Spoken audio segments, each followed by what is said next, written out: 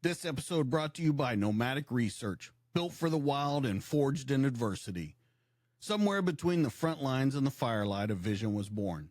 The founders of Nomadic Research spent years in the harshest environments on Earth, where grit and resilience weren't just words, but a way of life.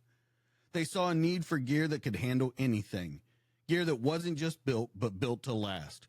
From battlefields to backcountry trails, every piece of Nomadic Research gear is designed with one mission: unyielding performance for those who refuse to quit. The founders believe in patriotism, personal responsibility, and the freedom of the great outdoors, because adventure isn't just a weekend escape, it's a way of life. Born in the heart of Afghanistan, forged in adversity, and built for the wild, Nomadic Research is gear for those who go further. You can start your adventure at nomadicresearch.com. All right. What's up, buddy? Hey. I remember doing this.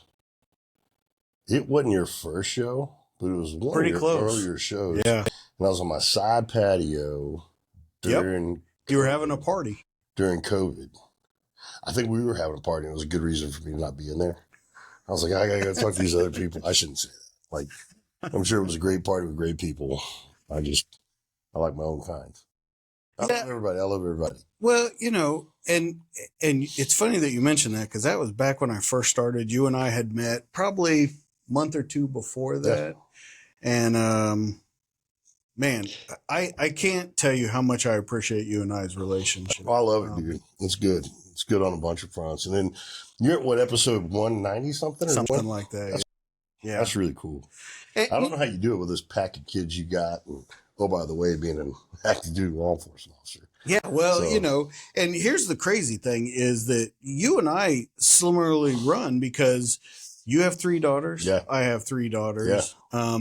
You've been married for a very long almost time. 30 years. Yeah, I think I've been married 27 now. This year will be 25 will be my 27th year in May. So, and I think our stories aren't different from a lot of people.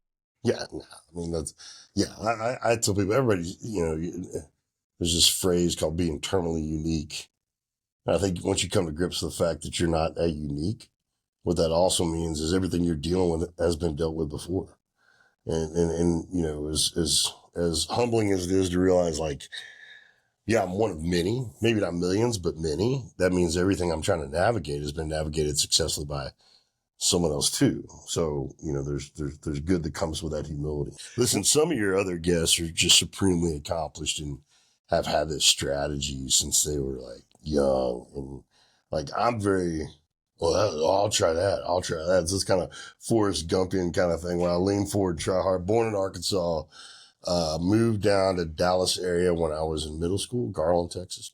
The show King of the Hills based on Garland, Texas. Bobby, I've got serious concerns about that boy. And it was pretty faithful to my hometown too. And I loved it. I always tell people, if you're coming from Arkansas to Dallas, Garland's a good way to do that. You feel like you're still in Arkansas, you're just closer to Six Flags. I loved it. I love my hometown. And then played football. I loved football way sooner than football loved me. Like I'm not writing a book. I'm just distilling some of my stories to my daughters, and they're wanting to share with other people. But I talk about, like, I was so irrelevant in 8th grade as a football player. This is how bad it was. The only thing I could do to stand out to the coaches, and this could be corroborated by anybody that was in 8th grade at Brandenburg Middle School in the mid 80s, right? And the only thing I could do to kind of get any attention with the coaches, I'd pick up after practice, grab the pads and stuff like that. And I remember vividly after practice one day, picking up all the pads and coming to the locker room, and the locker door was locked. So I thought they were just messing at me. Then I looked to the left and the coaches are leaving. I'm like, oh man, like they didn't even know I was out here. So I jump in front of the coach's car, get hit by a car, but I'm wearing pads, so it's fine. And that coach goes, why are you dressed up like one of my players? I'm like, I am one of your players. And then he let me in, and I was pulling up the pads. He goes, Clint, when you're in 8th grade, you can be on this team too. I was like, I'm in 8th grade. I've been on this team. Right? So I just wasn't very good, but it's where my friends were, and I wanted to be a part of something. And that's kind of where we could talk about this later. I have this kind of achievement equation that's really kind of guided my life in a lot of ways. And it's how I put talent in its place. And we can talk about that later, but I was liberated from the shackles of being overly dependent on talent pretty early because I knew I wasn't going to have it. Like my gift is not being gifted. I got to figure it out. Once I figured it out, I got your ass right. And so I was so bad in football in ninth grade that my coach told me to stop wasting his and my time and go to theater. I'm like, I'm going to go to theater because Molly's there and I love her. We'll probably get married. I wants to play football, just piss you off. So I kept playing football. And what was really fascinating about that is I played scout team. And so anyone who's young who's listening to this, like, easy now, hard now, later, hard now, easy later. If you can always choose front load the hard stuff. The cool thing about scout team is I would get 3 to 4 reps for every 1 rep that more talented guys were getting. And you play all these different positions. So what I didn't realize is I was building up this kind of institutional knowledge about game. And I'll never forget it. First game I ever played really was halfway through my junior season in high school. And this is how bad it is. Like they put me in the second half because we were up by 28. One guy got hurt. Another guy got kicked off. And my position coach would tell you that he wouldn't make eye contact with the head coach when he put me in because he thought he was going to get in trouble. It gets worse. As bad as that, it gets worse. On film. It's on film. My dad would go and film other people's kids. And on film, you hear what Richard, Clint's in. And on film, my dad goes, Clint's not in. Clint's never in. Y'all always do this to me. I come here and I film y'all's kids. And you get me all excited, think Clint's never going to play. And all of a sudden you hear this sack made by Clint Bruce. And I never left the field after that. And what was interesting is I can almost remember that play. It was against J.J. Pierce. I was a junior, halfway through my junior season. And I remember lining up. I didn't really know what the plays were or anything because I wasn't really, I think it was 4 string or something like that. And I looked at the guard and I was like, on scout team, when I'm pulling, I sit back on my heels a little bit. So I bet he's pulling. And so I just shot the gap, made a sack, right? And what I realized is like all those reps that I was getting just because I wanted to be a great teammate and this is where I wanted to be, they were building into something. And it turned into this kind of, I don't necessarily believe in instinct. I think there's ability to act before you can articulate what you did. And it's a byproduct of exposure and reps.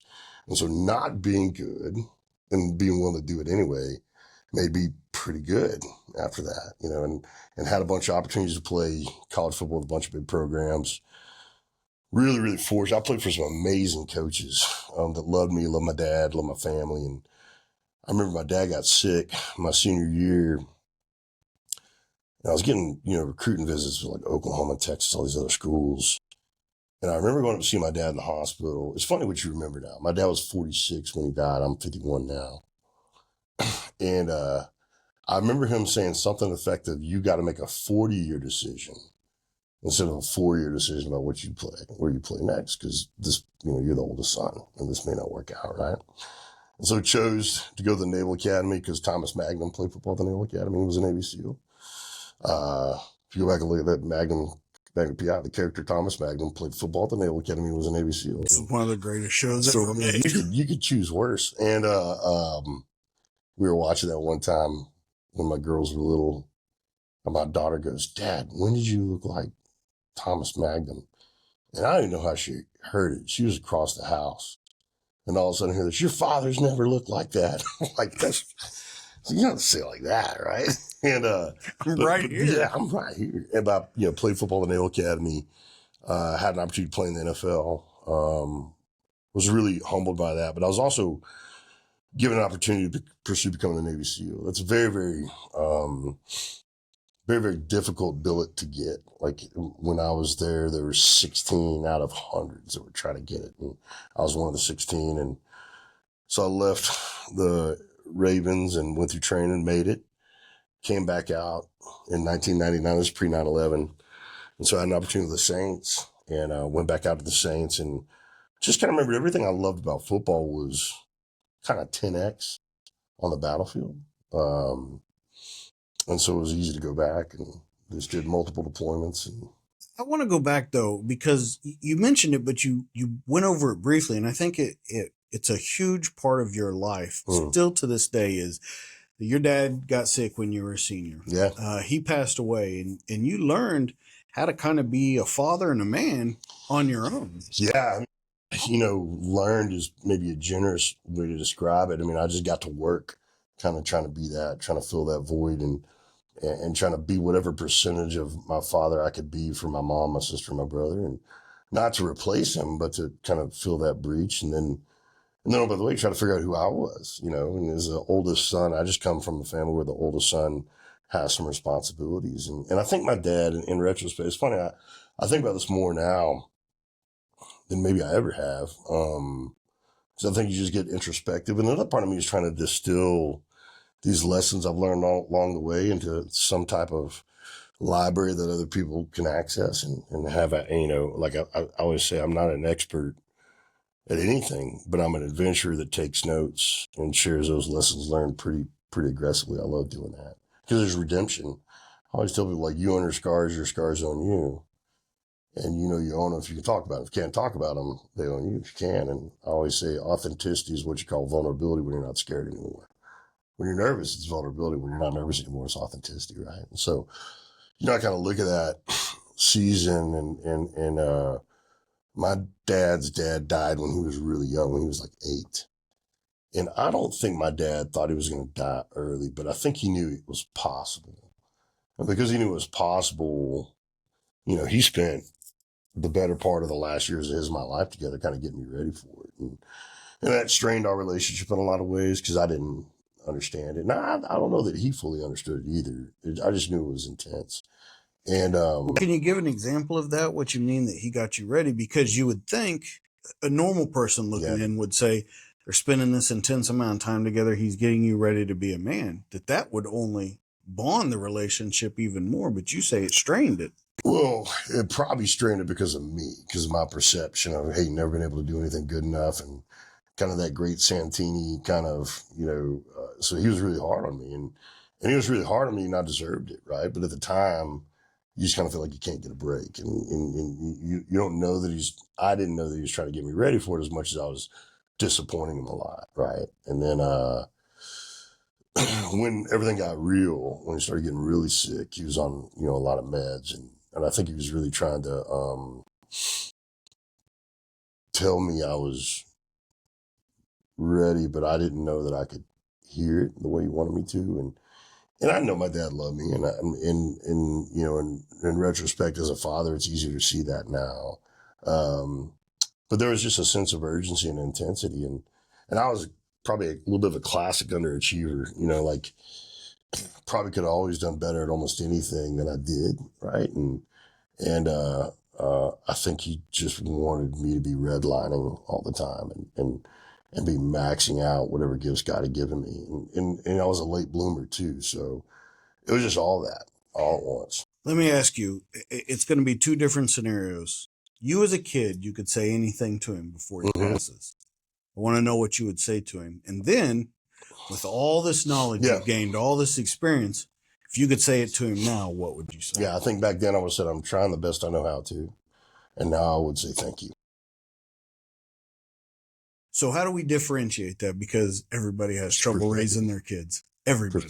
Yeah. And they don't see it when they're kids. Yeah. You know what I mean? Like they just don't, they think they're just, I think it's the most frustrating and the most rewarding thing as a parent. I think the only reason I'm starting to see that now instead of in my 20s, because he wasn't there when I was in my 20s. But I think if I'd have been in my 20s, I would have said thank you a lot sooner, because I would have been able to, I began to sense what he was doing, in my 20s. I couldn't tell him thank you, like he wasn't around, right? Right. And so I think I would have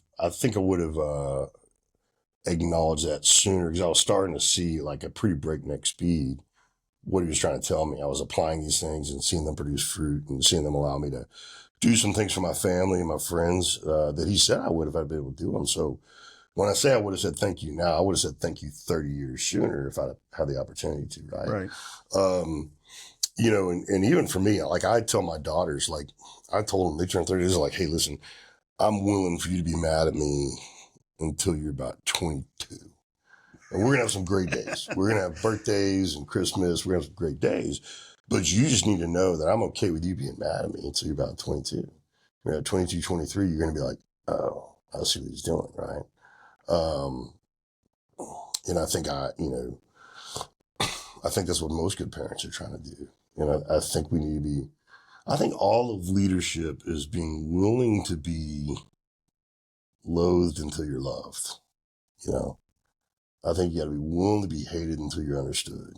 And I don't know that you ever hated, but I certainly think when perspective catches up, people go, oh, I mean, you're a veteran too. Like in our community, in the SEAL teams, you know, it's a very enlisted led community because the boys do all the work, right? And it's not that officers don't have a role. It's just in a fighting element, there's 2-3 officers and 14 to 16 enlisted dudes, right? So the guys are out there hooking and jabbing.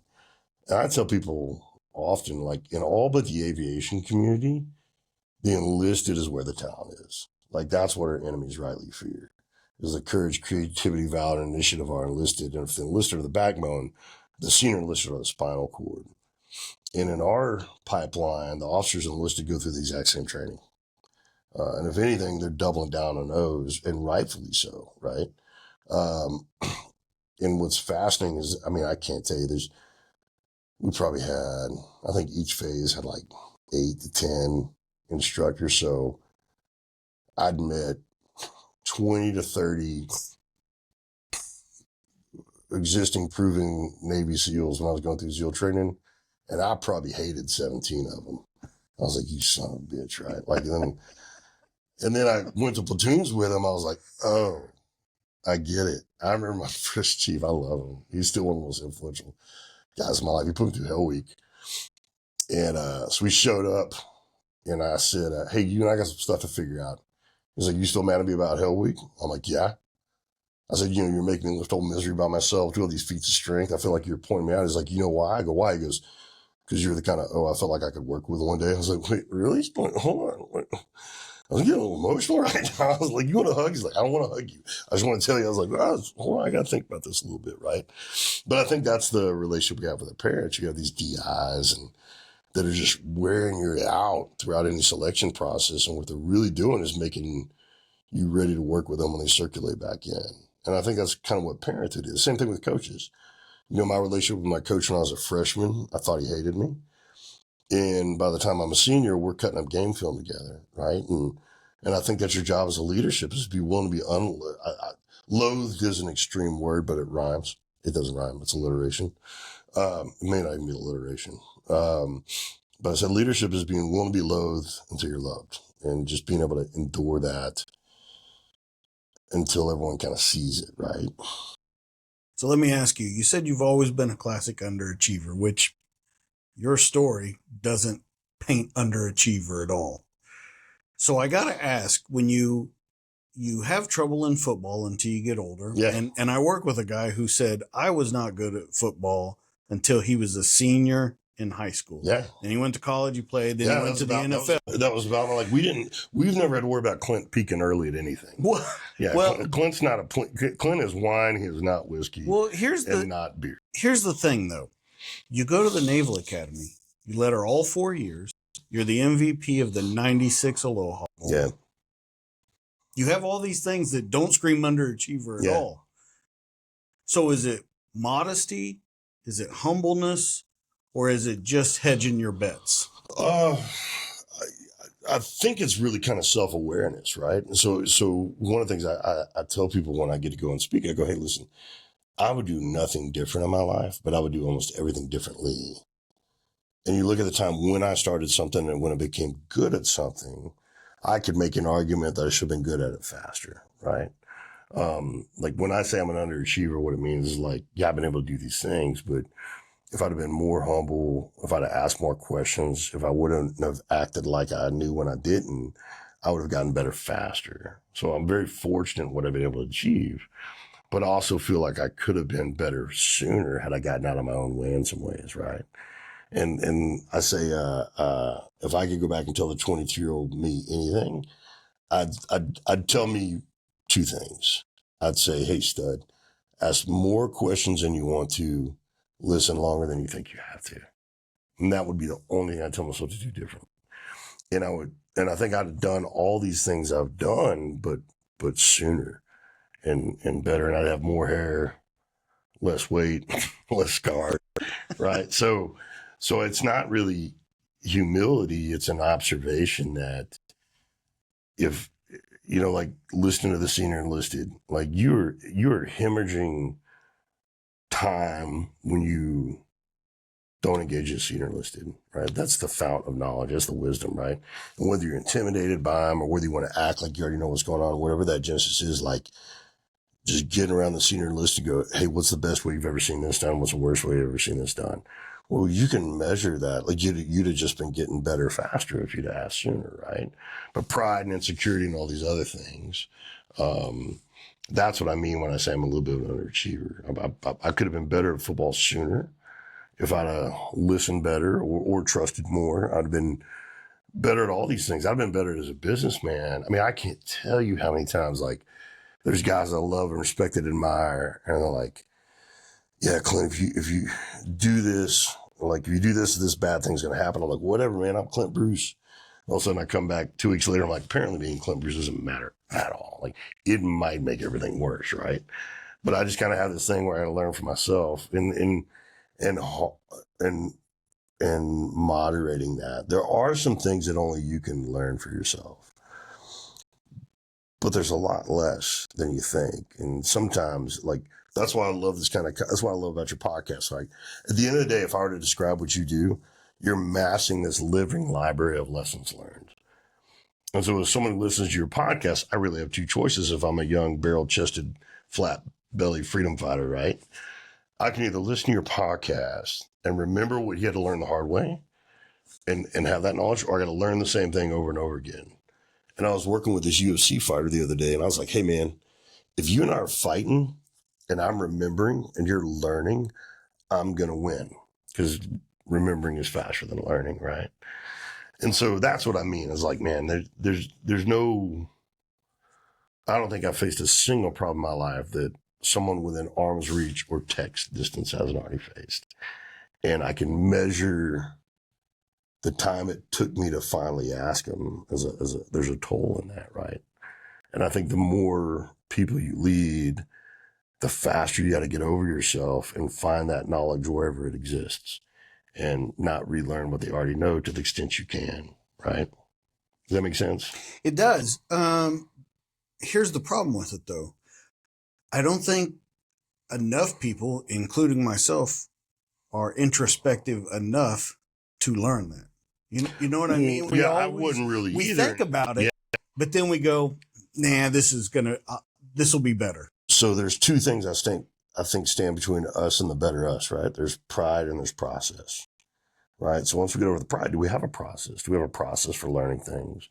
Do we have I mean, my whole deal, I'm a big process guy because I got to be. And process for me, which is funny because I used to think I didn't like process because I felt like process inhibited creativity and being dynamic and all these other things. But what I realized as an athlete and as an operator, I was highly subsidized. I mean, I was put in a position where the 80% of anything that's always the same thing was done by somebody else. And so 100% of me gets to get aimed at the 20% that's different about this problem, which is really good math, right? And so when I left the ball field and the battlefield, I came to the boardroom. I thought I didn't like process, but I craved process. I'd never had to invent it. I'd never had to create it. I'd stepped into an ecosystem where a percentage of the problem was being handled by someone better, faster, smarter, stronger, or been there longer than me. And I just had to, like, at the peak of my athleticism, I would go downstairs to the gym and a guy with PhD in human physiology would say, do this for 45 minutes. And I'd go do that, right? And when you get older, you got to do your own programming. And so say you got an hour at the gym, you show up, you got to figure out what you're going to do. And now you got 30 minutes because you took you 30 minutes to figure out what you want to do, right? And so, like, then I just deadlift. And I'm like, all right, like, deadlift, right? Because it's the dad, deadlift and squat, But, yeah, I mean, I think that it's both of those things. Like, one, we got to get out our own way, and that's the pride thing. And then two, we have to either adopt a process or create a process that works best for. Yeah, and I go back to that thing, though, where some people say, I would rather someone just tell me what to do. And a lot of veterans, a lot of first responders are guilty of that, including myself. Yeah. I crave that. But there's a reason they're telling us what to do, because it works. Right, but I almost crave that. I need that, someone telling me, you need to do this, you need to do this, because I feel like it gives me purpose. When I'm free roaming, which I do with this show and stuff, it's nice, but I'm in constant competition with myself. Sure. Yesterday's you, man. That's the battle. I just got done writing about this on the app. I say, man, you're at war with yesterday's you. It's not a competition. It's not a competition against anybody else, but everyone else's context. And that's why I tell people, like, going through SEAL training is highly competitive. But the reality is you're beating yesterday's you and everyone else's context for that, right? But ultimately it's you versus yesterday's you. And I think that's always the thing. And I think for me, the way I manage this in my head is kind of like the maps kind of thing. I think you've heard me say it 100 times, but for the listener, I'll kind of use this so when I refer back to it, it actually makes sense. One of the questions I get asked all the time, and I know you do too, and kind of anybody out of our world kind of gets asked this question, especially if I'm a room full of young men. One of the questions I always get asked is, what's your favorite gun? And it's a natural question. There's nothing really wrong with it, right? It's the question I'd probably ask me. But if I'm in a room full of people, I always slow down and go, hey, are you asking me what my favorite gun is or what my favorite weapon is? And the younger they are, the faster they'll go, it's the same thing. Well, the older they are, the more they'll kind of, I can see them like their head's kind of moving a little bit as though they intuitively know there's a difference, even though they don't know what it is. And I always lean in. I go, hey, a gun is a tool. A weapon is what I use to win. My favorite weapon is a map. Well, I thought immediately when you said that, brain. Well, so it's kind of the same thing, right? Yeah. There's a general Mattis, one mind, any weapon, right? But I just go, a map is my favorite weapon because once I have a map, I have everything. Mm-hmm. I know where the bad guy will be. I know what to come in, what to bring, what to leave, how to get home. And if I have a map, the worst I'll ever be is wrong, but I won't be lost. And wrong and lost are different animals. Like I've been both, officers, land nav. It's a meme for a reason. Like we just kind of get lost a lot, right? Like, but I will take wrong over lost any day. Because if you're lost, any move can be wrong. It's terrifying. It's paralytic, right? If you're wrong, it's just a matter of realizing it, remembering where you said you want to go, availing yourself to the wisdom of those who have been where you say you want to go, or those who are there now, and the camaraderie of those who want to get there as badly as you do. And then you got to do the work. And kind of when I describe my life biographically, this is the system with which this is my process, right? When I describe my life biographically, I say I lived on the ball field, the battlefield, the boardroom, and the breakfast table. The ball field describes my seasoned life as an athlete. The battlefield describes my seasoned life in the military. The boardroom is my seasoned life in the business world. And the breakfast table, we're on this map our whole lives. We're born onto a breakfast table. Sometimes that's good, sometimes it's not. And then we build a breakfast table. And these other maps are just layers you toggle on. And the way that I kind of run my life is I have 3 maps. The ball field, which is mental, physical health, and readiness. The boardroom, which is all my professional endeavors. And the breakfast table is my bride and my girls and the concentric greens of my family after that. And all 3 of them are my battlefield. Like at best, every day, my enemy is complacency and entropy. Every day. I have competitors, adversaries, and enemies on the map. And that's in the intensity of the adversary, right? So a competitor is someone just wants to beat me and I want to beat them. An adversary is someone wants to beat me and I want to beat them, and they're going to do less good stuff than I am if they win. And an enemy those are mortal consequences. Like you're asking me, you or me. I got an answer for you. Like I didn't ask you, you or me, but you asked me. So I got an answer for you, right? And so for me, I look at mental, physical health and as a ball field, hey, what are my goals? Like, how do I make sure I'm performing at a high level mentally and physically? The boardroom is how do I provide for myself and those entrusted to me in a way that I'm proud of? And a breakfast table is you've heard me say it 100 times, like, how do I be the kind of guy my girls want to marry one day? And how I treat their mom, how I treat them, how I interact with the world, right? And so, that map imagery has saved me so many times and that's why I love process so much, because process is how we see progress when we're doing far horizon stuff. Process is the only way we see progress during far horizon stuff. Because if you're doing something that's going to take 3 years, you got to have these waypoints and these indicators before 3 years. Otherwise, you're going to feel lost, right? And so for me, these are the systems that I've put together to just help me not feel like I'm losing my mind every day, right? Well, I've even heard you say, though, you talk about being in the boardroom or at the breakfast table, and that if you're good at the boardroom and not good at the breakfast table, man. you need to exit. Well, these are 3 concurrent. Like for me, the way I look at these are the breakfast table is the base map. Like you pull up the map, that's the original one. And then you have these toggles. You look at ball field as terrain, and you look at boardroom as traffic. And when you put all 3 of those on, you have these X's that are complementary and supportive. Like they're different, but they almost have overwatch over each other. So how am I building a life? How does my ball field map? That's like the sniper overwatch. Like they're bounding ahead, maintaining perspective over the boardroom and the breakfast table. And then the boardroom is like the supply side. Like that's C2 moving down the middle with all the beans, bullets, and band-aids, right? And the breakfast table is the precious cargo. So for me, it looks like a battle plan. And these are 3 elements that I'm in charge of. And they're just kind of supporting and working, but they got to be moving. They can't outpace each other too much. They can't lag behind each other too much. And these X's on the map got to be supportive of each other. Well, let's talk about that then. Yeah. Because that with fancy words is a work life and home life kind of balance. Yeah. Yeah. Balance is a big deal, but I look at balance maybe differently than other people. Like I disassociate time from balance. Balance is not an equal distribution of time. It can't be. Like that's not the way the world really works. And in that is the hack, right?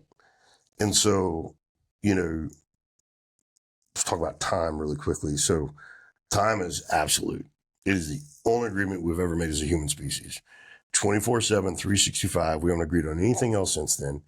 Even the places where the sun doesn't set for 6 months or rise for 6 months, they still go by 24/7, 365, right? So it's measured absolutely, but it's experienced relatively. Like me trying to get 5 minutes with my daughter when she was 5, that was easy. Me trying to get 5 minutes with my daughter when she's 20, that's a harder thing. Still 5 minutes. And then what those 5 minutes are. So for me, I shed pretty quickly equal distribution of time as any kind of formula for balance. I use reps. Like for me is, hey, what are the reps? What are the reps of being a good dad? What are the reps of being a good husband? What are the reps of being a good business person?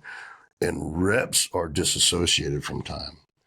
And so for me, hey, what are the reps it takes to take care of myself mentally and physically? And this could be real simple, like crossword puzzle, reading a book, reading the Bible, right? What are the reps it takes to be a good business person? You write those out. And what are the reps of being a good husband and a daddy? Well, I ask my wife and I ask my kids. But they're like, it's disassociated from time. So it actually becomes a workable system. I just get the reps in. Like you go to the gym, like I don't spend as much time doing like the time it takes for you to do a squat versus the time it takes for you to do the clean and jerk. Those are different loads of time, but they both make you a better athlete, right? So there's this, you harmonize these things, but you move away from time. Like you think about the time it took to court our wives, date, court, marry. Like I don't have to date my wife. I still got to have a dating mentality of my wife, but I don't have to take her to dinner as much as I did when we were courting because the way we love each other is different now. I listen more. I peacock less, right? So it's so like again, building balance in life isn't a time thing; it's a rep thing. And I literally, it's on my phone. Like I have a counter. It's like 10,000 repetitions and the thing that matter to me, right? And the funny thing is, it does take time, but it doesn't take nearly the time, Let me play devil's advocate Sure. for a minute, though. When you say, I get exactly what you're saying. I understand what you're saying. But let's take being a Navy SEAL and being gone. There are not a lot of Navy SEALs that I've talked to that have made an entire career of it, 20, 25, 30 years that have made it. There's a couple. Yeah. Jason Tushin is a great. Yeah, he's a freakazoid. Tushin's is just a different animal. But he's made it work. Still the same way, all of those kind of things. But it's a rare thing. Yeah. You see it with law enforcement. You see it with first responders. And I think the trap that a lot of them fall into, and I want to see if you agree with me, is they focus so hard on being something that is good, which you should be, but is not going to matter in the end. And I think that's where the disconnect happens, because you spend all of your time. And even though you can do it by doing reps, Yeah. none of that is done because all of your time is there, leaving people feeling out. Yeah. But if you're not building so like, I mean, let's use the workout analogy. You're like, you know, could be a bad analogy, but say breakfast table is legs day. Okay. You know, the boardroom is upper body, you know, and then say, you know, the ball field is cardio, right? Like if you focus on, and the goal is to be a complete athlete, right? And so when you say, hey, my goal is to be a complete athlete, which means I need to distribute effort amongst cardio, upper body and lower body, right?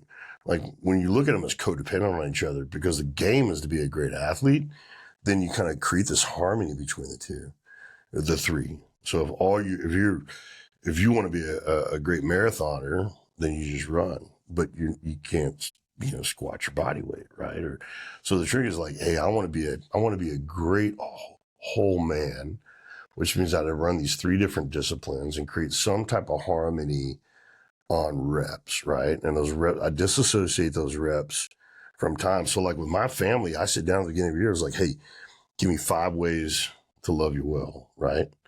And not a one of those has ever been spend 10 minutes with me talking about X. Like they've been like, hey, listen to me, take me, all these other things. And my list always have like, this has got to do this. My list never have more than 5, right?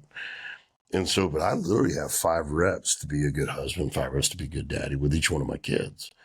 And I'll build it just like I build a workout, right? And like what the casualty is for me is the battlefield. And I need to, and I'm doing it now, but the mental and physical health, and I've taken care of mental health way sooner, but kind of reclaiming physicality, right? It's a casualty for me. And then you just got to realize like, hey, single issue item, man. And this is where like Touche and those guys are so inspirational to me, man, because they've done this so much better than me. But what's really cool about the body is the body can reclaim faster than it takes to build. So if you're strong and you lose that strength, it doesn't take you as long to get strong again as it took you to get strong the first time, right? Right. And so, but for me, like there's this, what's the end state? Is the end state to, win a bench press contest? Then all I'm going to focus on is the boardroom, right? Well, that's not my goal. My goal is that's what I think is kind of cool about the world's strongest man stuff. The world's strongest man stuff is not powerlifting. Powerlifting is bench, squat, deadlift, right? World's strongest man is a freakish functional strength. Neither of them are inherently realistic, but what game are you playing? And Right. What does winning look like? And I think everybody's got to define that for themselves. And once you define it for yourself, and all you can really control is effort. None of us are ever able to control outcome anyway. So we just focus on effort. So then what is your thought? Why do so many things fall apart? Why do so many marriages fail? Being a good father, why do all those fail then? This episode brought to you by Max Belts. Guys, are you looking for a perfect accessory to wear every single day for every single scenario? Well, you've come to the right place. We all know that nothing stands up to wear and tear like a good leather belt. If you're looking for the toughest leather belt on earth, then you've come to the right place. Max Belts. They're handcrafted in the USA by veterans who are serious about their craft. And if you're looking for a belt that's tough enough for your active lifestyle and help support those who've given so much to our country, look no further than Max Belts. It's the toughest belt on the planet. It's a perfect solution for casual or dress wear and ideal for utility and firearm carry. It's the highest caliber of American craftsmanship, and it also positively impacts our military charity partners. Once again, Max Belts, you can't go wrong with them. I wear them every day. They're the toughest belt on earth. And you can find all of this and so much more at maxbelts.com. So I don't want to speculate too much on that because there's so many different causations, right? Like, hey, why'd you get married in the first place, right? If that foundational question, if the inception of the relationship isn't maybe what it should have been. I mean, that's going to lead a lot of stuff. And then I think there's a lot of family of origin stuff that we all walk into marriages with. And like for me, I've always said, hey, marriage is choosing who you want to be imperfect with for the rest of your life. Hey, this is going to be hard. Let's do this hard thing together, right?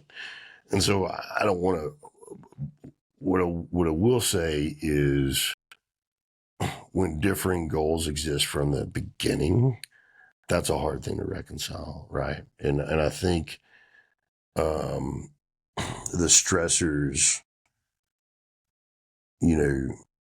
kind of come from different angles. But I think, the last 20 something years have been extraordinarily challenging for the military community. And I think every day is challenging for the law enforcement community. I tell law enforcement and first responders this all the time. Like, this may be a bad analogy. You've lived on both, so you can help me with this. The analogy I give for some people is like being in the military, and like what I did was like being a method actor. Like, you cultivate this persona, then you inhabit that persona for the duration of deployment, and then you unwind out of that persona, ideally, when you come back home. So you're going to filming in Bulgaria or Budapest or wherever it is, right? Being a first responder is like being a sitcom actor.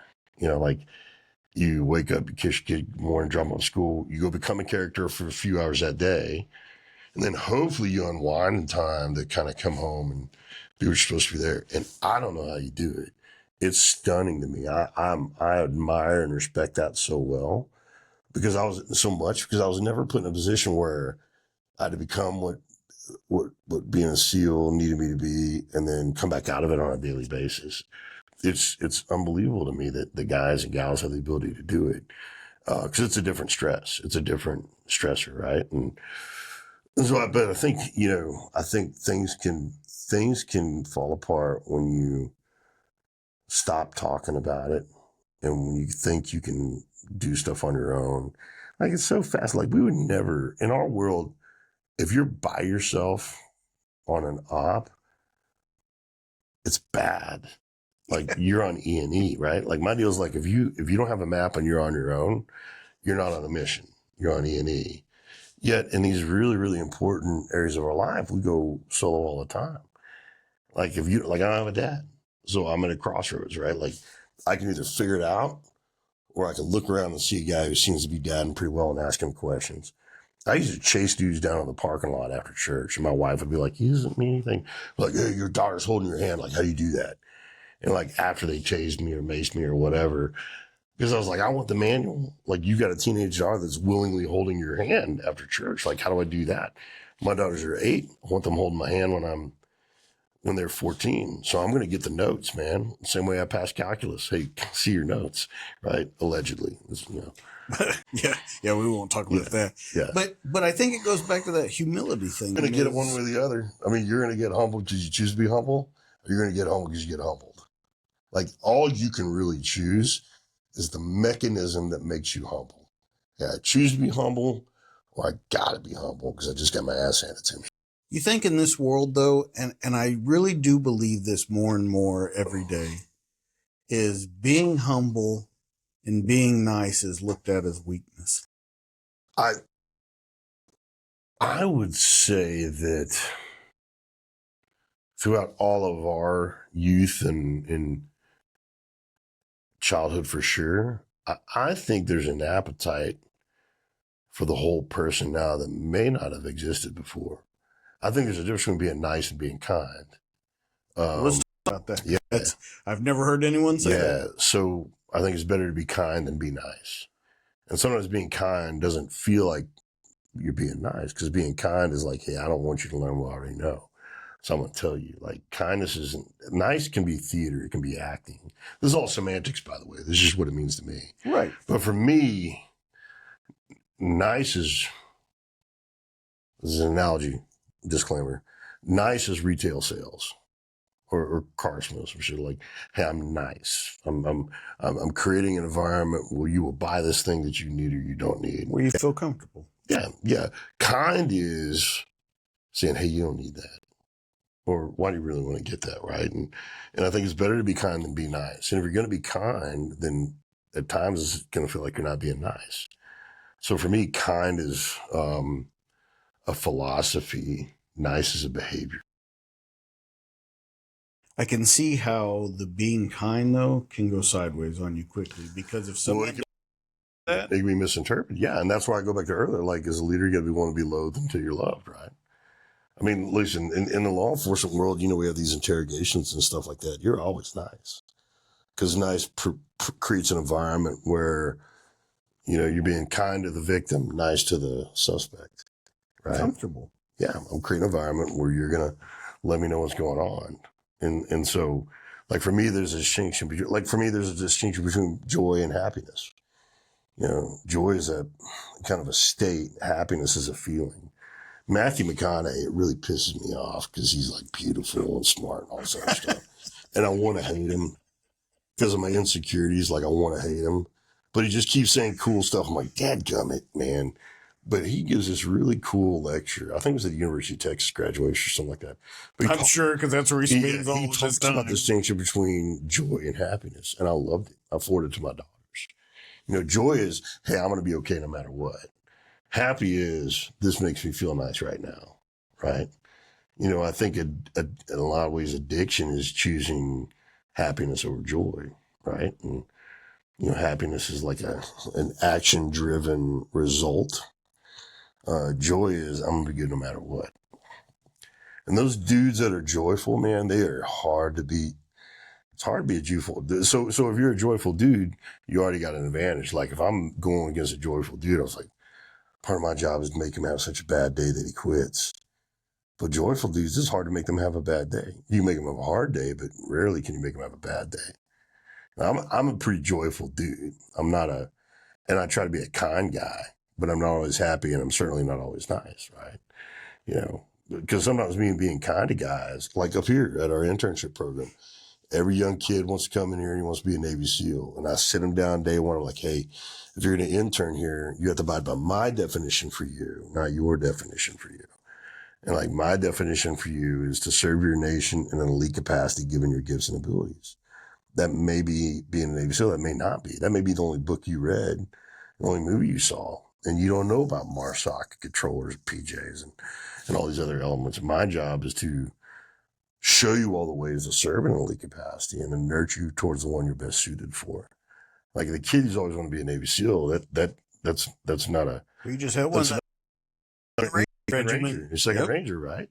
And I love that. I was so proud of him, and he was, I'm really proud of him. Like, at the time, it may not feel like a nice conversation to be a dream crusher, but it's kind, and that doesn't apply to Colin. But I have a lot of conversations that aren't nice, but in time they'll be seen as kind. Let's talk about that for a minute, because that's one of my favorite things about you, is that you give a lot of people that maybe don't deserve the chance a chance here when they get out of the military. And I've seen it blow up in your face a couple of times. Yeah. I guess for the normal person, how do you, and I'll explain blow up in your face. Sure. How for the normal person would see that and go, well, shit, this is what I'm trying to do. Yeah. This is what my end goal is, what I want to do.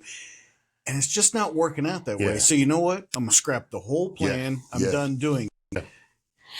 With you, and you've had some guys that you thought, man, this guy's going to be great. And he doesn't turn out to be great. Or he decides his loyalties lie elsewhere, or whatever it may be. How do you keep coming back to the table and going, it didn't work, but I'm going to take you in and we're going to go again? So Genesis 50:20. That's the Genesis 50:20. So Genesis 50:20, for those who haven't read it in the Bible, and I'm not telling you what to believe, but I am telling you what I believe. So Genesis 50:20 is when Joseph's brothers, so there's a famine.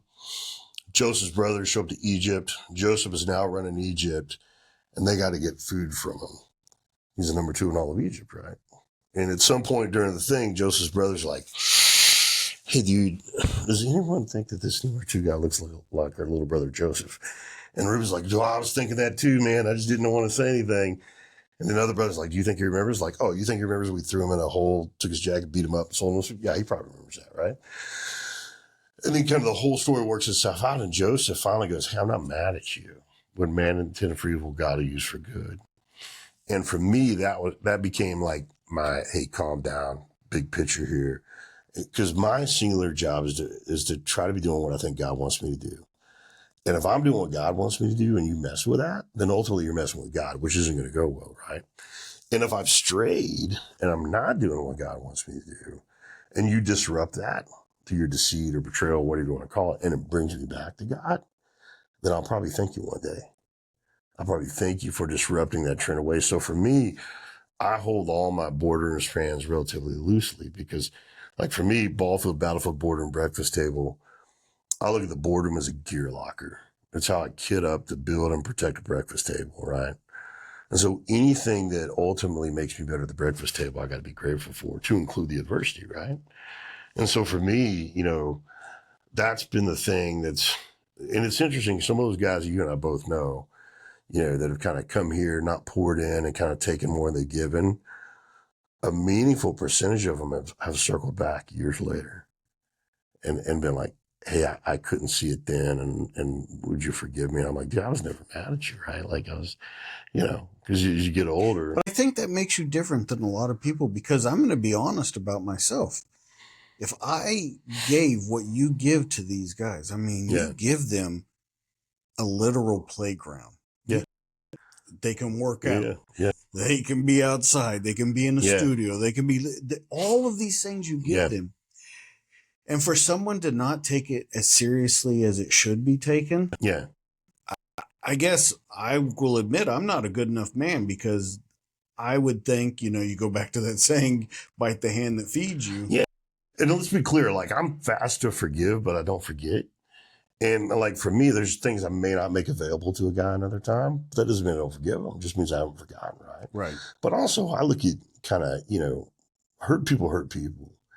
And this is like a little bit of a home for like an island of misfit children, right? And so there's an element of everybody's trying to work through stuff, right? And you make short-term decisions on long-term problems. And I've always, like my job is to create an environment where guys can become the better version of themselves at the breakfast table, using the boardroom and all my lessons from the ball field and the battlefield, right?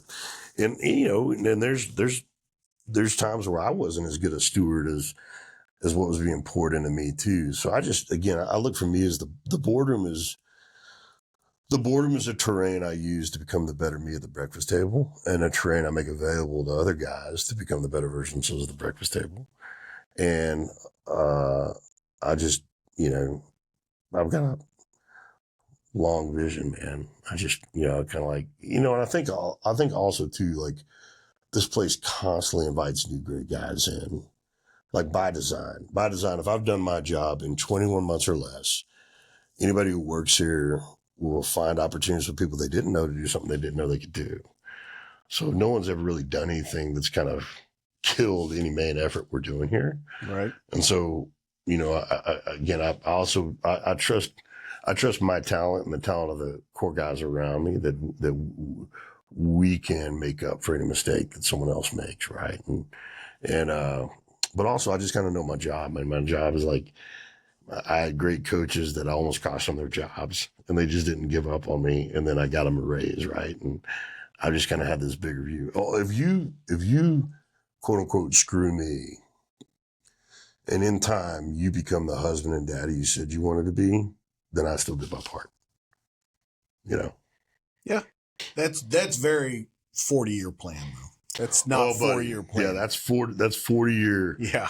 That's I always say plan and pencil, pray and ink, right? And so just existing and then reminding myself of that.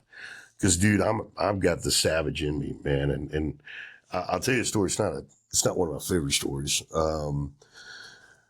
So my oldest daughter was born while I was over, right? And she swears, and she was 8 months old when I met her for the first time, but she swears she remembers people saying, hey, your dad's here, all this other stuff, right? And she's a mind-blowing kid, man. So I just believe what she says. And so we love superhero movies. That was kind of our thing, right? And so we went to see the Avengers, and we got to see a screening of Avengers. So we got to see it before a lot of people did. And there's a scene in the Avengers where they're fighting in downtown New York, and then they're just overwhelmed. And Captain America's like, hey, when's Banner going to show up? When's Banner going to show up? And Banner puts up in his little moped, And this huge monster's kind of coming down the alley, and Captain America goes, "Hey, don't you think you should get angry right now?" And Banner looks at him and goes, "That's my secret. I'm always angry." And my daughter elbowed me when he said, she goes, "Dad, that's you, that's you." And she was just being cute, but it broke me, man. Because of what I thought I'd been doing a better job. Like I thought I'd tamed that kind of green part of me, and they never saw it. And then my daughter's like, "No, I know you're angry, right?" And that's when I knew how to do more work. I was like, "Man, I'm not doing a good job of. I'm not as good. Like I want to be Banner around them, but she just told me that the Hulk's around there every once in a while. So like for me, it was. Yeah, but I asked so many people on this show, and they all give kind of the same answer. Doesn't that Hulk always need to be around? Under control, yeah. So that's what's so cool about it. What's so cool about it, what it helped me know is that I'm not doing it well enough, but I am doing it. And I think at the time I didn't want her to even know that guy existed, right? So that's probably why it affected me so much then, is I wanted to totally suppress that part of me, right? I didn't want them to even know that guy existed. But as they've gotten older, what I've realized is they love that part of me. That's how I feel about it now. Yeah. That's how I feel about it now. At the time, I was hypersensitive to kind of my anger and physical pain and all this other stuff. I remember asking, Amy was kind of pointing out some things to me that I wasn't really aware of. And so finally, I remember looking at the girls, I'm like, "Hey, girls," we're talking about my pain and all this other stuff we got to take on. And she goes, so I went to the girls and I was like, "Girls, how often does your dad look angry, tired, and uninterested?" And they're like, "All the time." So I was like, "Okay, that hurt." So I started walking around like this all the time, like smiling. And they're like, "That's creepy. Like, that's worse. Like, go back to being angry, tired, uninterested. Like, you look like the Joker right now, and it's very disturbing." So I was like, "All right." But for me at that time, it was like I hadn't kind of the tender warrior kind of duality. I was so good at being that, the big angry guy, that I think I really wanted to make sure they knew I was the safe person too. And I hadn't learned to kind of harmonize those in my mind as a daddy yet. I always wanted to be the safest place they could go. And so I was hypersensitive to being too scary for them to approach. I can see that. From what I know of you, though, and as long as we've known each other, I've never known that guy. Does that make any sense? The angry one? Not the angry, because I've seen it. You remember the one time that we recorded another show? I've seen flashes of I've it. seen it come out. Yeah. What I mean is, I think that you have refined that guy so much that it's very hard to see. So, like, to continue to use the analogy, like in this last Avengers, this is Dr. Hulk. And the whole scene of Dr. Hulk, who's like, "I figured out we could coexist." Like, that's who I've, in my mind, Dr. Hulk is the best of Banner.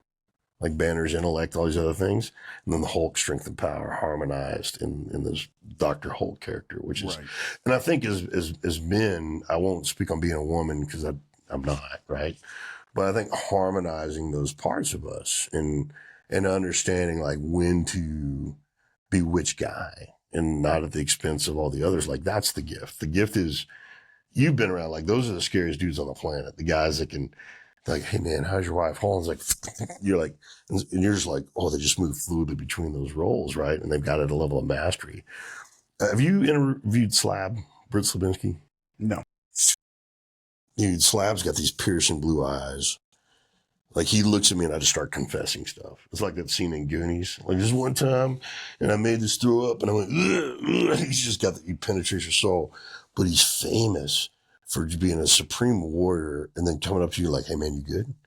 Like, "Nothing. So we got 30 seconds here. Tell me you're good." And like moving fluidly between those domains of discipline, right? And being able to become what you need to become for the duration of it, and that's what's really fun is to understand. It's like this functional, it's like that, that movie, was it Split? Really creepy movie, but having total authorship over that. The way I tell people all the time is like, those movies Inside Out are really, really special movies. I mean, the science behind those Inside Out movies is really spectacular. But real life is all those personas are you. I've got angry Clint. I've got kind Clint. I've got conspiracy Clint. He's a lot of fun to be around. He's pretty convinced Sasquatch is around. But most of like, you got 7 or 8 versions of yourself. Most of life is deciding who gets to drive the van and who should never drive the van, right? Right. And you just have this ownership over those parts of you, but all those parts you have a role, right? In becoming okay with all those versions of you and just understanding which one's in charge most of the time. Like, because like, for instance, my daughters were little, when I was kind of going through that, I always look angry, tired, and uninterested. Like, I watched my father's death really ravage my mom, my sister, and my little brother to an extent, right? And so I respond really aggressively to fear and weakness and uncertainty because I don't want it to steal from them when I watch it steal from my mom when my dad died. And so I revert into like commander role, right? Which is not what my wife and daughters really need, right? So since they were little, they can look at me and go, hey, I'm not one of your men. And it's just this jarring way for me to go, okay, I can say all the same things. I can respond tactically the same way I was going to, but they're talking to me about tone. It's like, it's not topic, it's tone, right? And so I've had to come up with these things for me to kind of be put, hey, I don't want to talk to that Clint. I want to talk to this Clint, right? But I need those kind of external signals, right? Because I'd rather them, I always want them to feel safe with me. And sometimes they've got to give me signals that the wrong Clint's talking to them right now. Sometimes, though, it's hard to change out of that wrong Clint It's because always of what hard. It's always hard. you know that you're trying to accomplish. Yeah, no, it's always hard. And that's why I can't do it on my own. Like, I got to have these signals, I got these teammates. Like, even up here, like, some of the guys are really good. It's so funny. Like, one of my call signs in the military was silverback because, look at me, right? But also because I never really get mad until I do. But when I do, it's like, it's real and it gets done. Then I'm not going to stay angry because anger is cardio. I'm not doing cardio. One of the guys goes like, hey, if you ever wonder if Clint's mad at you, he's not mad at you. Because if he's mad at you, right? But I want to be right more than I want to look right.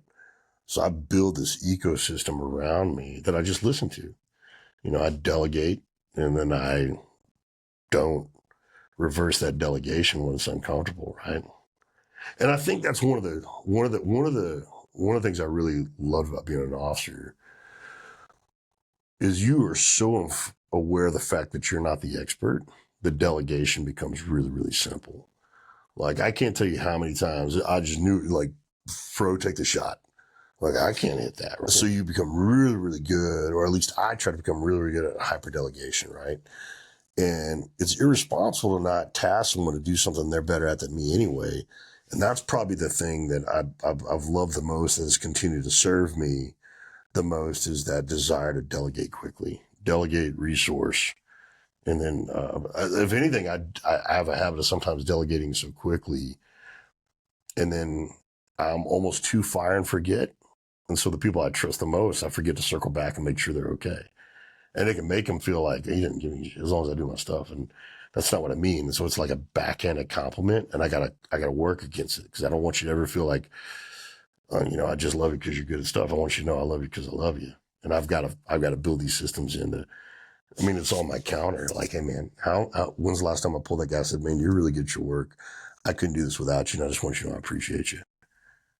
Like, that's not a time centric thing. That's less than 7 seconds, even with my drawl, right? But buddy, man, that stuff matters, right? It's that system. It's like, and that's that process that we talked about at the beginning. I want to talk about a couple different emotions, and I want to compare them to the battlefield and the boardroom. First one's fear, and I want to ask you, yeah, when did you feel the most fear in the military? When did you feel the most fear in the boardroom? I would say the most fear I ever felt in my life was when I left the battlefield and came to the boardroom. So real quick, so this is what fear means to me. So Okay. we talk about the same thing. So for me, I don't vilify fear. Fear is a signal, right? Like fear is like a traffic light, right? Like fear is like, hey. 100%. So for me, like, I don't particularly like the word fearless because like in the training world, they talk about stress inoculation. Like, I hate that. And it's because of what the word inoculation means to me. Like, for me, I want to do stress acclimation. There's a difference between inoculation and acclimation. Inoculation means it affects you less, right? You're numb to it. Acclimation means it's there, but I know how to do it anyway. Like, I want you to be acclimated to stress because I don't want you to miss the signals, right? So for me, fear is a signal. Hey, there's an anomaly. Pay attention to it, right? What I don't like is being afraid. So for me, if we look at fear as an instance in time, so we have this signal called fear. And then after that, you really only have two roads. You have afraid, which is the low road, and you have ready, which is the high road. And so for me, I've never taught my, and again, this is just semantics, right? So if someone uses this word, you're not wrong. My girls don't use the word fearless because they use the word unafraid, because unafraid gives them permission to experience fear, but then to do something about it. And the road to ready is training, teammates, resources, plans, right? Technology, all these other things. So unafraid is the word I've always used. So, okay. But I will tell you the most afraid I've ever been is when I left the ball field and battlefield and came to the boardroom, because I'm a high ground guy. Like, where's the high ground? How do I get to it? Right.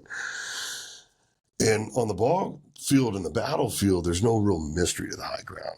Like, you know where it is the minute you start, right? And literally and figuratively. And there's an ecosystem that exists to get you as high up the high ground as you can and are willing to work. But for me, coming to the boardroom, it was my early 30s was the first time I didn't have a map in my entire life, right? So if you don't have a map, what does that mean? It means you're lost. And when you're a leader and you're lost, it's worse because you're leading everybody to their own demise, right? And so for me, figuring out where the high ground was, and like for me, I always say reduction is the most ruthless and aggressive form of progress. And it's the best way to know what you don't like. For me, maps have 5 things. It has 4 boundaries and an X that you think is right. And the boundaries are more important than the X, because you have a bunch of right X's, right? And for me, the boundaries are the line between the always and the nevers. And as you get older, you grow more nevers and you refine the always, and you kind of stay within that, right? Yeah, I'm all moral, mental, spiritual, physical, however you want to do it.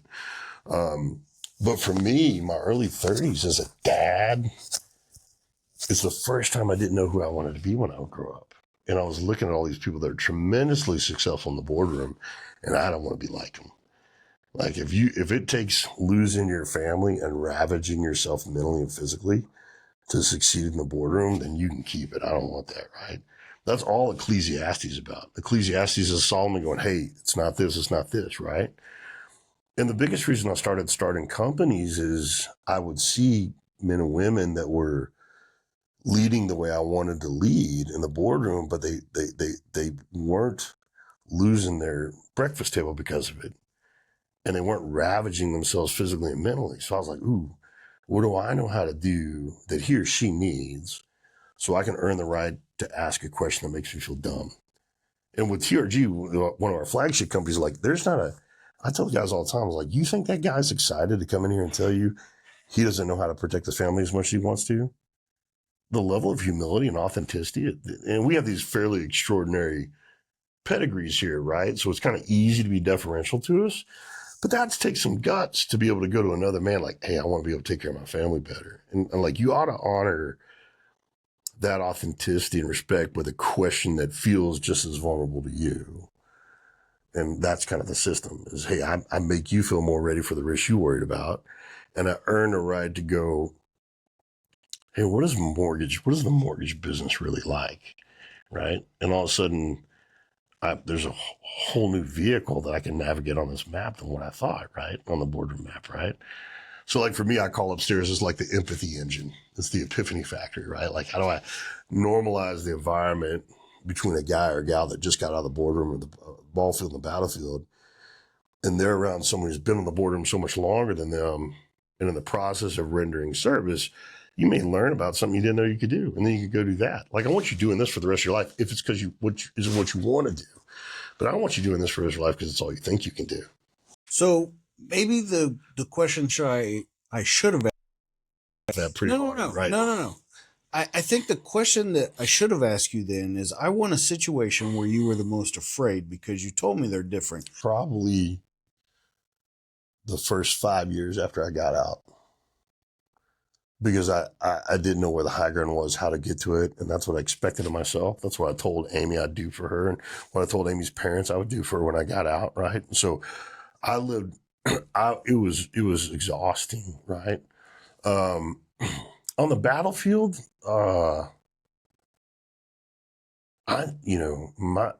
I was afraid of disappointing the boys. And there wasn't any kind of particular moment in any kind of instance that like where I was like, there was plenty of times where I was like, oh shit, like this is real, right?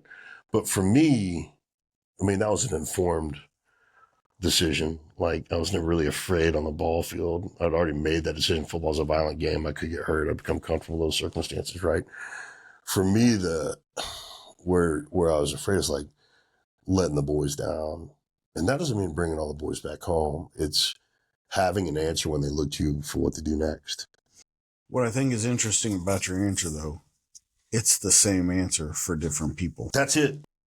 Letting your wife down or letting the boys down, no matter who you're with, who you're in charge of, however you want to put it. Of course, you're not in charge of your wife, but whoever you're a teammate I'm with. definitely not in charge of my wife. Well, like this is except if there's parties at the house, she's figured out a way to sneak out. Yeah. But for like me, that's a real interesting observation. Like for me to be entrusted by someone for their goodness and future, like that's a way you want to constantly earn the right to learn, right? And I think that's kind of why I hold kind of those disappointments in the boardroom pretty loosely in some ways, because that's not what I was after in the first place. Right. Like if you screw me, but you become a better husband and daddy at some point because of that, then I still win. Like that's the game I'm trying to play. I want to build the better whole man, not the boardroom man, right? Right. And that just takes time. You know, that's a 10-year return on investment, right? And, but yeah, I mean, I think failing to be worth the trust invested in you by people on the map, right? And that's what I tell people is like, hey, maps are just, most of life is about it. I always say there's no X on the map you get to where everything's great. There's X's worth going to and people worth going with. You bounce around towards Jesus till you meet him, right? But I think there's some responsibility to help people get to the X's that they've trusted you to help them get to. And that's where you could be afraid. You can be afraid. And that's where you got to overcome I don't say you got to overcome. You got to become aware of the fact that inaction is an action. Indecision is a decision. 100%. Man, I say apathy, appeasement, accommodation, and apathy is permission, right? And so being willing to be wrong is you got to become comfortable with that. Let's use another one. Sure. The time that you were the most proud in your military career? Man, I don't know. I don't know that I can answer this question. I was really proud when you watch guys do what only they could do, and you got to be a paragraph on that page, right? Like being an enabler. At the end of the day, as an officer, I think my job is to be an enabler, is to be a force multiply internally and externally. Like, hey, my job is to make you a 3 and 9 as fast as possible with the least damage possible and the most durable and sustainable outcomes, right? But watching the guys just be the heroic, I mean, that was the coolest thing in the world, to watch a guy make a shot or watch a guy make a call, make a move, do a breach or something that, and I got to send him to that school, right? Like you was going to go to school. Someone else would have signed the shit if I hadn't have. But, to be able to do that was really cool. And now, like, watching guys, what's really cool is, you watch really brave men on the battlefield come to the boardroom and they're afraid, just like I was. And to watch them shed that afraidness and realize, hey, I can. Like when I tell battlefield board and ball field people all the time, it's like, hey, listen, look at the boardroom like this. Industry is terrain. Companies are weapon systems and platforms. Leaders are teammates. Like you've making those decisions your whole life. And once you recognize that, you look at like, hey, desert is private equity.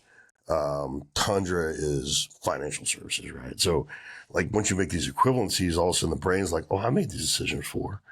And though, yeah, I like SIGs, but I like anything that works, right? I have a preference, but I'm not dependent on a particular platform, right? Right. And so to watch guys and gals realize that they have whatever, the biggest difference between the maps, ball field, battlefield, boardroom for me are the hard skills. Hard skills, soft skills, and experiences. That's the distinction. The soft skills and experiences export nearly seamlessly to every map, right? The hard skills may be different, but soft skills and experiences are 2/3, right? And so whatever your hard skill is, if you're a sniper, that's a hard skill. But your soft skills and experiences immediately matter in the boardroom. Because what do you got to do to be a sniper? Like you got to make patient. You got to be patient. Like a lot of people are like the stalk is the harder skill, right? Like it's not that I'm not diminishing the shooting and all that other stuff, but stalking is the craft, right? Like how do you get there? How do you set up? How to be patient? Like that goes into medicine, that goes into a deal making, that goes all this other stuff, right? And watching guys have that aha moment, like, oh, like for me, it's so cool to watch someone go from feeling lost to just feeling wrong. And then I always tell guys, like, a lot of times you're not even wrong, you're just early. Just don't be lost. That's the number one thing. Don't be lost. And when you feel wrong, recognize you might be wrong or you might be early. One of the two. Both of those are much more bearable than feeling lost. I hate feeling lost. It is, and I've felt lost a few times in my life. And that's when I'm the most afraid, Well, and I would like to bring up, we talk a lot about these guys that you bring out of the military here. And a big thing with it is PTS. That's a big thing these days. And a lot of the guys you bring here it's just have their own forms of PTS, however that may appear. How do you let those guys know? Because you have done a very great job of it in your own person. How do you let them know it's okay to have all that? It's okay to turn that page and figure out how to. I would expect you to have it, or some form of like, for me, TBI, traumatic brain injury. Like, did you ever sprain your ankle? Yeah, well, it's a traumatic ankle injury. I mean, these are just byproducts of an impact lifestyle, right? Like, so I don't necessarily look at it as a badge of honor, but I do look at it as one of these things that we deal with when we get out. It's a byproduct of having done it well. So see, I don't vilify it. I'm like, hey, listen, if you played football the way you should have played football, it takes you a little while to get up in the morning, right? And so you don't celebrate them. You don't look at them as badges of honor or but you do recognize that, hey, these are byproducts of this lifestyle that we chose. And if you don't have one of these, it might mean you didn't fully throw in, right? But if you did fully throw in, you're going to have some wear and tear. And it's just, there's two kinds of people. Both of them have stuff. There's people that do something about their stuff and people that don't. Be the ones that do something about it, right? That's why I'm so involved at the Center for Brain Health and Brain Performance Institute and all these other things. Like, it's just stuff, man. Like, everybody's got stuff. I don't want to be the guy that doesn't have stuff is either a liar or he's lived in a lab his whole life. And I can't learn from that person. Like, I always say, fear the unscarred man, because he's either lying to you or he's never dared. And both of those are dangerous. So do you see it physically, that light turn on when they go, oh, this isn't a bad thing, I can build from it? Can you see it yet? In myself? No. In other people. Yeah. You think that like you can see that spark happen. Yeah. You can see it by how excited they get about going through programs, like the Center for Brain Health program, or, Marcus Capone's doing some amazing stuff with vets and some of these other things. When you see when you see guys shift from a treatment to a training perspective, like one of the reasons, when I was up at the Center for Brain Health, I'm like, don't call it treatment. If you call it treatment, I'm not coming, so I'm not broken. Now, if you call it training, I'm there because I'm a training junkie. But so there's a difference. You use the word training, I'll be there. You use the word treatment, I won't come. But you don't care. You just want me to show up. So when you see guys look at what a lot of people call treatment as training, because it's just performance. Like for me, it's like, hey, this is standing between me and being the better me, right? So, like I look at all these, they're not treatments, they're training protocols, just like going to Mid-South or, going to, jump school. I mean, they're just, that's in the way. And training is how I get around through the things that are in the way. But when you see guys shift from a treatment to a training perspective, the best operators are the training junkies. They're always trying to do something. And when you begin to look at taking your things on as an opportunity to perform at a higher level, I think you're in the right mindset for it. Like, I'll try just about anything if it helps me perform at a higher level, right? And so just making that shift. This isn't treatment, it's training. With these guys up here that you have, and we keep saying these guys, but there's Well, it changes all the time too. it does change, but some have gone on to do amazing staccato. I mean, they've it's gone cool to do amazing things. That's the whole system. Like I said, in 21 months or less, if I've done my job, 80% of my guys and gals will be seriously entertaining opportunities with people they didn't know to do stuff they didn't know they could do. I call it the Basket Robbins Day. So the Basket Robbins Day is the dilemma of good choices, right? There's stress from no choices and there's stress from good choices, but there is stress from too many good choices. Then you go to Basket Robbins, you're like 31 good choices. Actually, I don't like sherbet, so there's 24 good choices. Still stressful. There's probably less than that, right? Maybe less. There's some but real the point shit is like, flavors. like, hey man, I'd much rather you deal with the stress of good choices than the stress of bad ones, right? And so it's fun to watch guys kind of replicate that pursuit of the high ground, of the confidence that they can achieve it. And that's the other thing about this place. I call it, this place is an apex predator watering hole for broken mighty men and rich young rulers, like all of us on the other side of what we thought God was. And then what you realize is when you're dealing with anybody on the high ground, you have more in common than you think you do. So a 14,000 foot peak in North America and a 14,000 foot peak in Europe, what's the difference? Nothing. It's freaking 14,000 feet, right? And so the soft skills and the experiences it takes to get to the high ground are always the same. There's a percentage of that pursuit of the high ground and the ability to stay on the high ground that you have in common with this person. So you have more in common than you think you do with this person who's been on the board. All they have is they've been on the boardroom longer than you. That's why you're so confident in their ability to be good in the shoot house, because I've been in the shoot house more than you. And so you just create this exchange of realities and these commonalities, and it's really neat.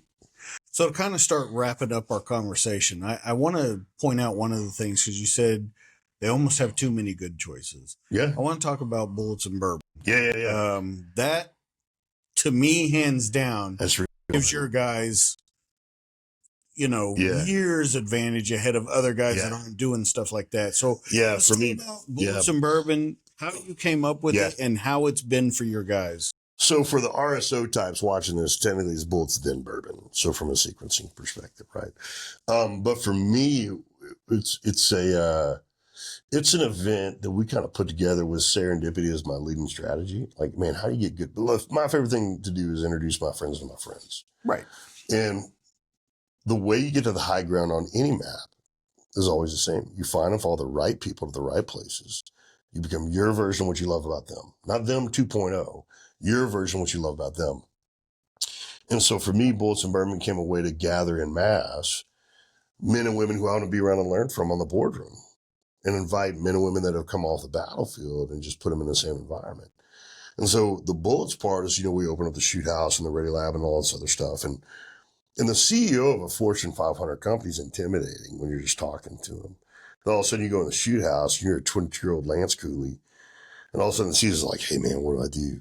And you're like, nah, I got you. And all of a sudden you're like, oh, he's just like me. Like, I've been on this map longer than him, so I'm more comfortable and familiar. And then you're like, so maybe the difference between her and I is exposure, familiarity with the map. And then you're like, oh, okay. And then all of a sudden you start perceiving yourself as, that's what the Bullets of Bourbon is, when people get to realize that, hey, I have more in common than I thought I did with these men and women who are leading the way I want to lead on this map that I'm on now, because this is the map you're on now. So it's almost like a terrain fam. It's like a functional dog and pony, right? And it's been really cool. They told me the other day that I think we've created like 35 jobs out of that in the last 3 years. And the structure is really just gather good people, get them in a room.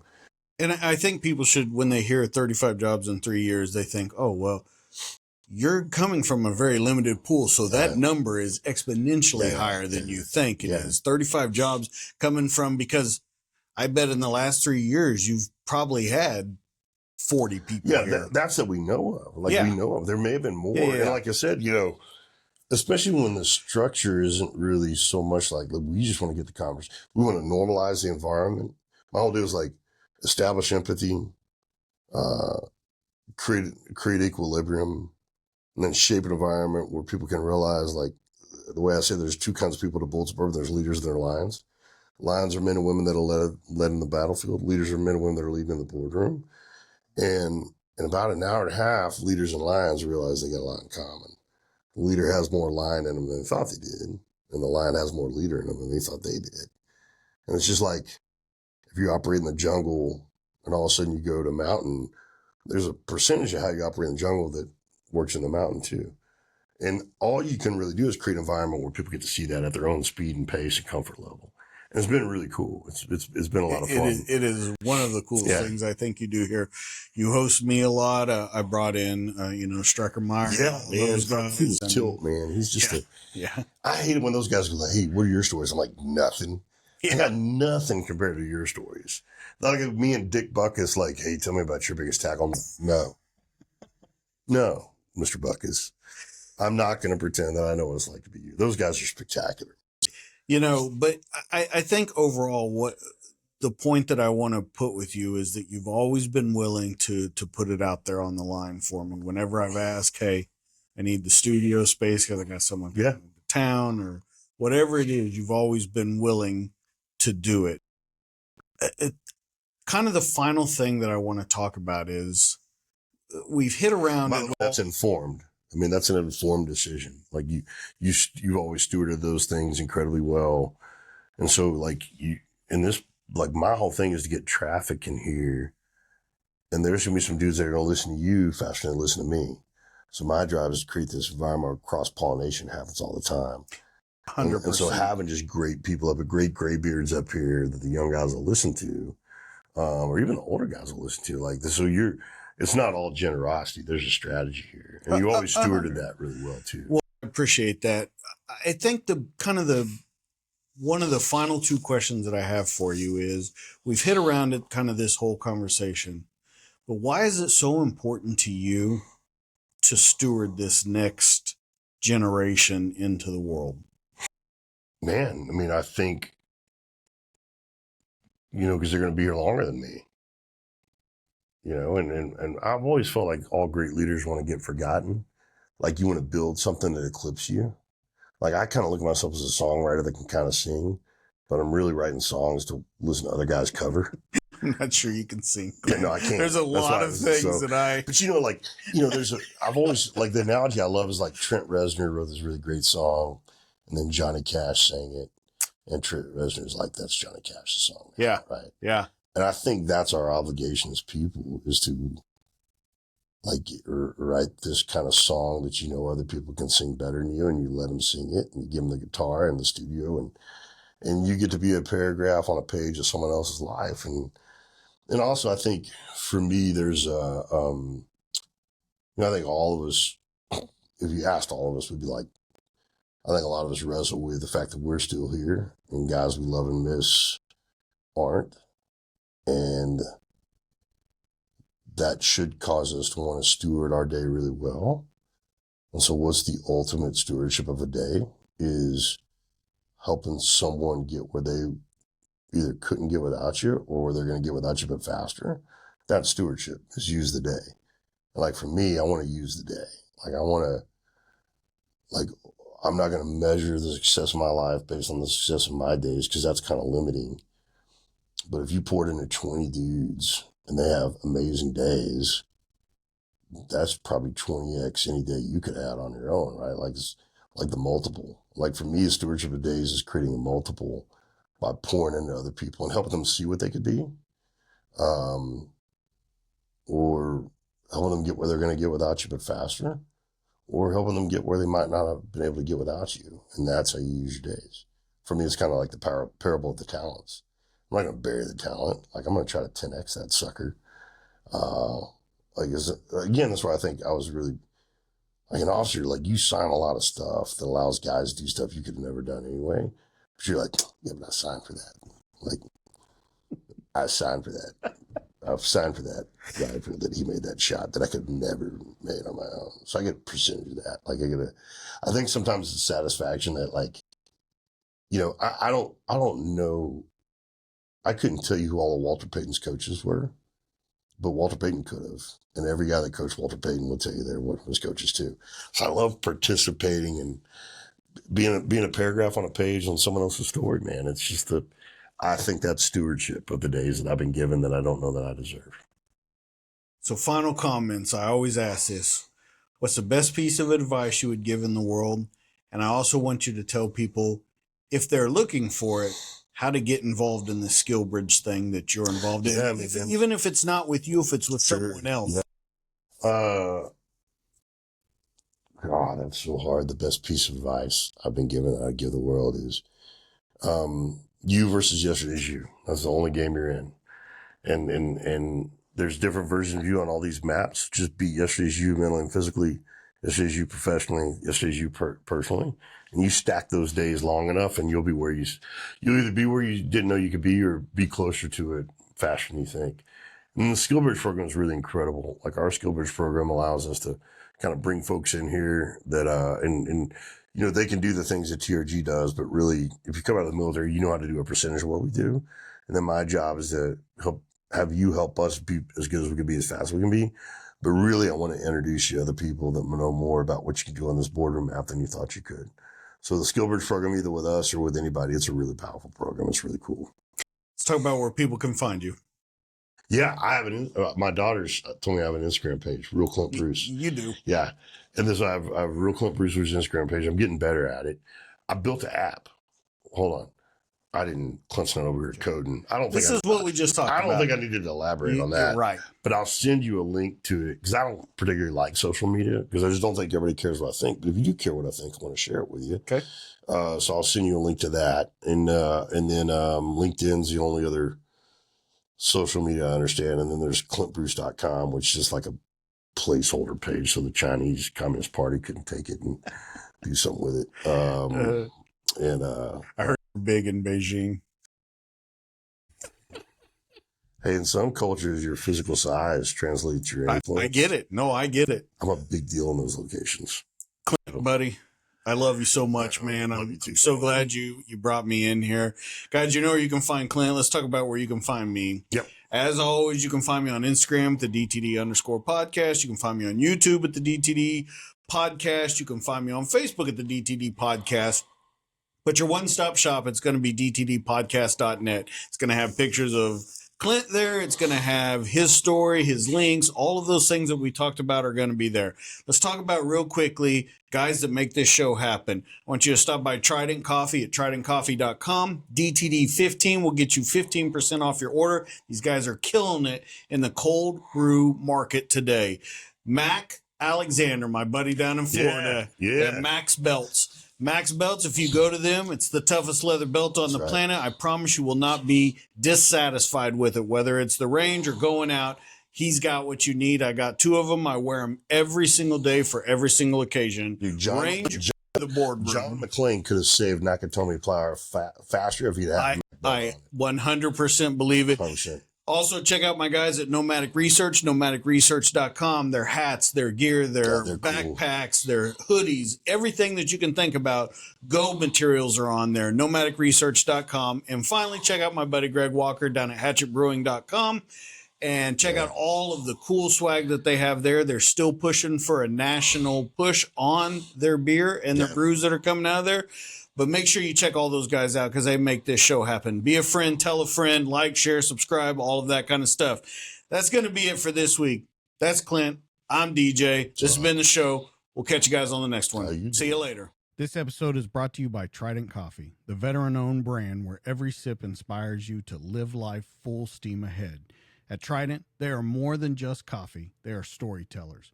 It's crafted by veterans. Their instant cold brew is perfect for those who serve, those who have served, and anyone who values wellness. Featuring natural ingredients like organic mushrooms, adaptogens, and nootropics, it's more than just a morning pick-me-up. It's your new wellness ritual. Enjoy it at home or on the go, wherever your day takes you. Trident Coffee isn't just about great-tasting coffee. It's about empowering you to be the healthiest version of yourself because great veterans make great citizens. Try their instant cold brew coffee today and taste the freedom of wellness. Remember, when you choose Trident, you're not just choosing coffee. You're choosing a path of connection through health and wellness. Use promo code DTD15 for 15% off your order.